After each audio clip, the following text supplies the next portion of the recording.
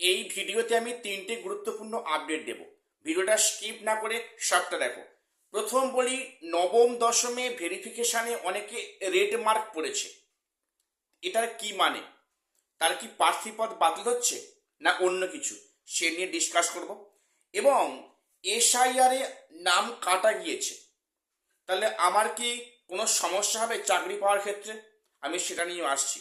এবং ফাইনাল ইয়ারের যে মার্কশিট লাগবেই, মানে সার্টিফিকেট লাগবেই বিএড এবং মাস্টার্সে, তো আমার সেখানে ইউনিভার্সিটি ফাইনাল ইয়ারের মার্কশিট মানে এখনো রিলিজ করেনি।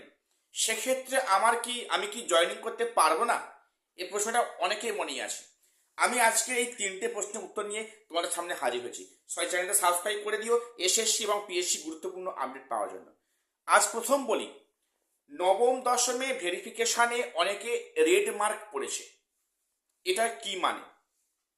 তাহলে নাকি প্রার্থী পদ বাতিল হয়ে যাচ্ছে? দেখো, প্রার্থী পদ বাতিল হওয়াটা অতটাও সহজ নয়। দেখবে সেখানে ভেরিফাই করার সময় অনেকের সেখানে টিক মার্ক দিচ্ছে, সেখানে অনেকে রেড মার্ক দিচ্ছে। রেড মার্ক মানে এটা নয় যে তার প্রার্থী পদ বাতিল। দেখো, রেড মার্কটা ওনারা এই জন্যই করছেন, যাদের কোনো ডকুমেন্টসে একটু ডিসপিউট মনে হচ্ছে যে এখান থেকে আরো তথ্য জানার আছে।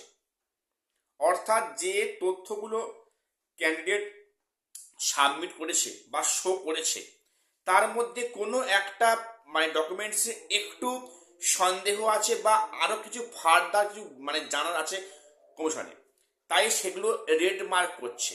তার মানে তোমার প্রার্থী পদ বাতিল নয়, তুমি ভেরিফাই থেকে বাদ পড়ছো না, এটা ভুল ধারণা।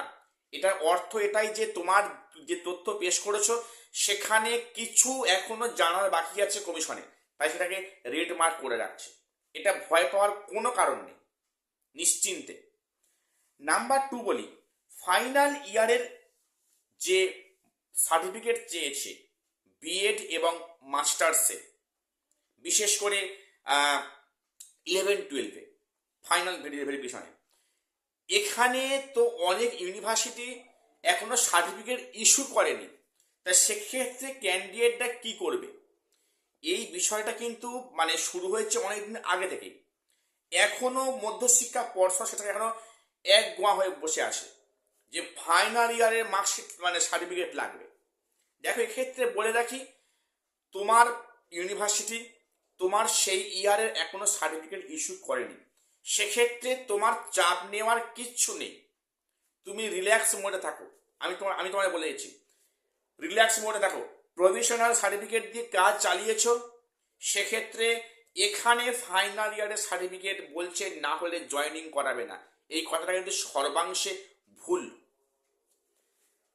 এক্ষেত্রে তোমার কি করা উচিত, যে আমার তো সেখানে সার্টিফিকেটটা নেই, আমি একদিন প্রফেশনাল দিয়ে কাজ চালিয়ে এসেছি। তোমার এখানে একটা মানে ডিউটি আছে। দেখো, তুমি যদি 11-12-এ ফাইনাল ভেরিফায়ার সম্মুখীন হও, তুমি ইমিডিয়েটলি তোমার ইউনিভার্সিটিতে যাও।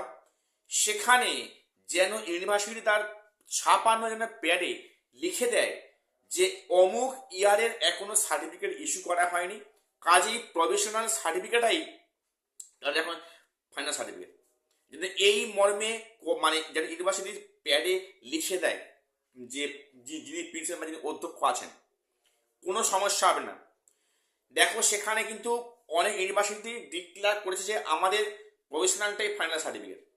সেক্ষেত্রে যদি তোমার ইউনিভার্সিটি সেটা না প্রকাশ করে, তুমি সেখানে মানে ইউনিভার্সিটিতে গিয়ে সমস্যার কথা বলে প্যাডে লিখে আনো যে এই কারণে এই ইয়ার এখনো সার্টিফিকেট ইস্যু করা হয়নি, কাজেই ওই মানে প্রফেশনালটা এখন ফাইনাল সার্টিফিকেট।